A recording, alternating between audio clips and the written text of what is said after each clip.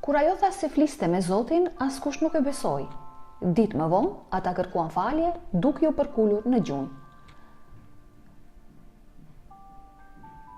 Alisa, studente e dytë në shkollën e mesme, ishte një vajzë e turpshme dhe fetare që u përball me talljet nga bashkëmoshatarët e saj. Prindërit e saj ishin të rept dhe e këshilluan që të bënte shoqëri vetëm ata që shkonin në xhami, gjë që e bënte të ndihej jo rehat. Pavarësisht kësaj, Alisa u përpoq të përhapte besimin e saj dhe besonte se Zoti kishte një plan për të. Si një vajzë e zgjuar, punëtore dhe studente e mirë, Alisa ndronte të mbaronte shpejt shkollën e mesme dhe të shkonte në kolegj në një vend të ri. Një ditë, asaj ju kërkua të zgjidhte një ekuacion në lëndën e matematikës, por kur kuptoi se rrobat e saj ishin të pista dhe me njolla të kuqe, filloi të qante. Shokët e saj të klasës kënaqeshin me vuajtjet e saj, dhe Alisa do të ulej në një stol në fund të shkollës për të parë qiellin. Një ditë, Alisa u kap duke folur me veten dhe të gjithë përreth qeshnin dhe talleshin me të. Ajo i lutej Zotit për ndihmë për të nxjerrë nga situata dhe për të pasur miq. Ajo ante shpesh e fshehur në tezgat e banjës për të mos u parë nga vajzat e para, të tilla si Bleta, mbretëresh, Giovanna, e cila ishte xheloze për dallimet e saj. Prindërit e Alisas u përpoqën ta ngacmonin, por ajo kur nuk e humbi ose e dobësoi besimin e saj. Kur erdhi shtatori, ajo i kërkonte Zotit çdo ditë dhuratën e saj për të krijuar miq të ri që ta pëlqenin. Pavarësisht sfidave, Alisa mbeti e vendosur për të gjetur forcë dhe pranim në jetën e saj.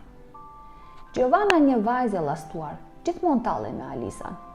Më 27 shtator, Alisa u zgjua në një ditë me re, gri dhe me erë, duke pritur një ditë të bukur sepse ishte ditë e lindje e saj, me një diell rrezatues dhe re të bardha, por në vendet e saj ishte e zhgënjur. Megjithatë, kur ajo gjeti një tortë të vogël me çokoladë, me spërkatje si për qirinjve roz me numrat 1 dhe 6 të shkruara gëzuar ditëlindjen, Alisa ishte e mbushur me lumturi, duke e ditur se prindërit e saj nuk kishin mundësi të blinin një tortë për ditëlindjen e saj. Edhe pse ajo e dinte se prindërit e saj nuk mund të përballonin një tortë, ajo ishte e kënaqur që mori një kuti të mbushur me një pulover bojqielli me qëndisje dantele. Ajo ishte mahnitur nga pulovra, duke e ditur se ishte e shtrenjtë për prindërit e saj. Në shkollë, vajzat e përgatitura talleshin me pulovrin e ri të Alisas, por ajo ishte emocionuar që e kishte dhe nuk i interesonte fare. Në pushim, vajzat sollën një kek ditëlindjeje për Alisen dhe i kënduan Alises Happy Birthday. Ajo ishte e lumtur derisa një tullumbace me bojë të zezë shpërtheu brenda tortës dhe ajo mori bojë të pistë në triko. Ata bën një shaka me të. Ajo filloi të qante dhe shkoi në shtëpi tek nëna e saj dhe i tregoi gjithçka. Nëna e saj e përqafoi dhe qau me të. Babai i Alisas e kontrolloi dhe ajo shprehu pakënaqësinë e saj me shkollën, besnikrinë e saj ndaj Zotit dhe vuajtjet e vazhdueshme. Ajo vazhdoi të qante, duke shprehur ndjenjat e saj të zhgënjimit dhe luftën që u përball. Ajo i tha se nuk mund të duronte më në atë shkollë.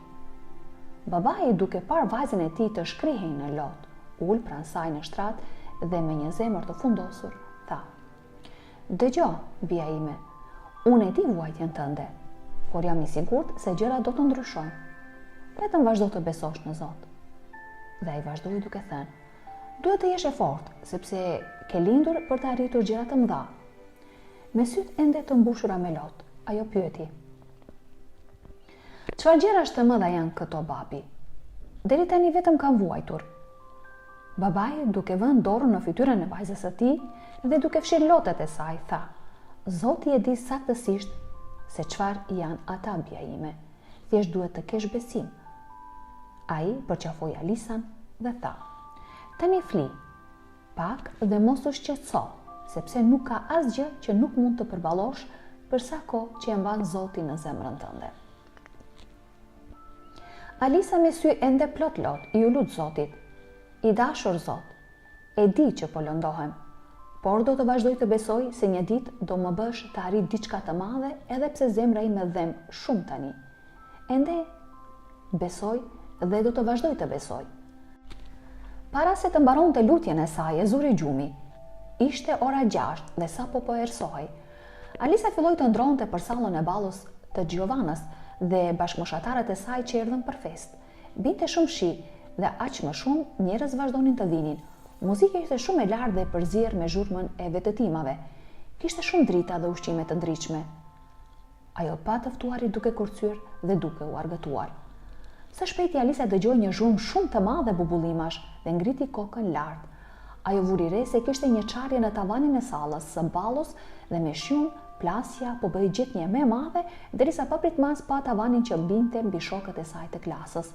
Ajo bërtiti, por zëri nuk I doli fare. Atëherë ajo dëgjoi një zë shumë të lartë dhe të ëmbël që vinte nga qielli e që thoshte: "Ti duhet t'i ndihmosh ata." Alisa u përpoq të vraponte për t'i ndihmuar ata dhe pikërisht atëherë ajo u zgjua duke bërtitur. Prindërit e saj erdhën me vrap në dhomën e saj, duke pyetur se çfarë kishte ndodhur dhe e pan atë shumë të friksuar.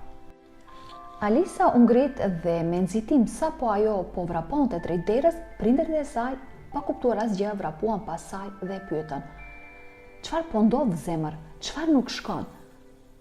Dhe Alisa, që ishte tashmë te dera, tha: "Dëgjova zërin e Zotit. Babi diçka shumë e keqe do të ndodh. Duhej ta ndaloj." Pastaj ajo vrapoi në shi drejt sallës së ballos, e cila ishte vetëm disa bloqe larg. Prindërit e saj ende pa e ditur se çfarë po ndodhte, vrapuan pas saj, ajo mbriti në sallën e ballos, e lagur dhe e friksuar. Alisa bërtiti që të gjithë të largoheshin prej andej, por ajo u injorua plotësisht. Bashkëmoshatarët e saj po qeshnin dhe të tjerët të habitur nga pamja e saj thjesht e hodhën jashtë. Përpara se të arrinin ta nxirrin nga festa, Alisa vuri re të çarën në tavan dhe zuri paniku, edhe më shumë duke kujtuar makthin që kishte pasur. Ajo filloi të bërtiste: "Tavani do të bjerë, është plasaritur, shikoni ju të gjithë, duhet të largoheni nga këtu tani." Por askush nuk e besoi. Ata as nuk ngritën syt pasi e hodhën vajzën e gjorë. U kthyen në festë duke ja mbyllur derën në fytyrë.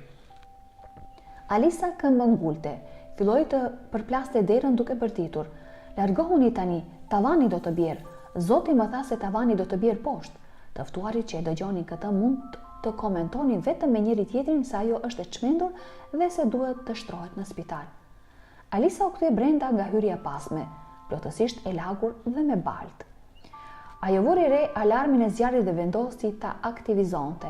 Të gjithë filluan të iknin jashtë, të friksuar nga alarmi I zjarrit, duke mos kuptuar vërtet se çfarë po ndodhte. Menjëherë pasi të gjithë dolën nga salla, Alisa ju afrua dhe u tha se ishte ajo që aktivizoi alarmin. Të ftuarit u zemruan shumë dhe filluan të bërtasin. Giovanna sulmoi Alisën, duke hedhur në tokë: "A je e çmendur? A ke ndonjë ide se çfarë ke bërë? E prishe festën, idiot, më shkatrove festën." Pas një sekonde, të gjithë dëgjuan një zhurmë shumë të madhe dhe pa një rufe që binte pikërisht në majë të çatisë së sallës së ballove. Menjëherë tavani u shem dhe gjithçka poshtë tij u shkatrua. Të gjithë u paralizuan pa asnjë reagim dhe duke mos besuar atë që sapo kishin parë. Të gjithë shikuan Alisën, e cila pothuajse po qante, për në një moment askush nuk mund të thoshte asnjë fjalë të vetme.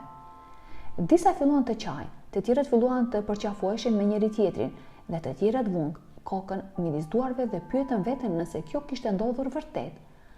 Alisa kishte të drejtë, tavani kishte rënë brenda dhe po të ishin ende brenda, do të kishin vdekur të gjithë. Giovanna e dërmuar mundi vetëm të shikonte shkatrimin, por sapo u rikthye sërish në vete, e ktheu vëmendjen te Alisa, e cila ishte ende e shtrirë në dysheme. Ajo gjithashtu dukej se ishte në mosbesim se gjithçka kishte ndodhur me të vërtetë, dhe ashtu si në ëndrrën e Alisas, Giovanna vrapoi drejt saj dhe e përqafoi dhe filloi të qante. Të gjithë u tronditën shumë, por ata gjithashtu filluan të afroheshin me Alisan dhe ta përqafonin. Prej asaj dite, të gjithë filluan që të shoqëroheshin me Alisan dhe nuk ngeli kurrë vetme si më parë. Nëse ju pëlqeu historia, me siguri videoja e radhës që shfaqet në ekranin tuaj do t'ju pëlqej edhe më shumë. Mos harroni të abonoheni në kanal, të na jepni një pëlqim për mbështetje dhe të aktivizoni zilën e njoftimeve në mënyrë që të mos humbisni asnjë nga videot tona të ardhshme. A keni patur edhe ju ndonjë dëshirë të madhe së fëmijë që jeni lutur Zotit për t'u plotësuar? Na jepni përgjigjen tuaj në komente dhe inspironi të tjerët deri herës tjetër, qëndroni kurioz.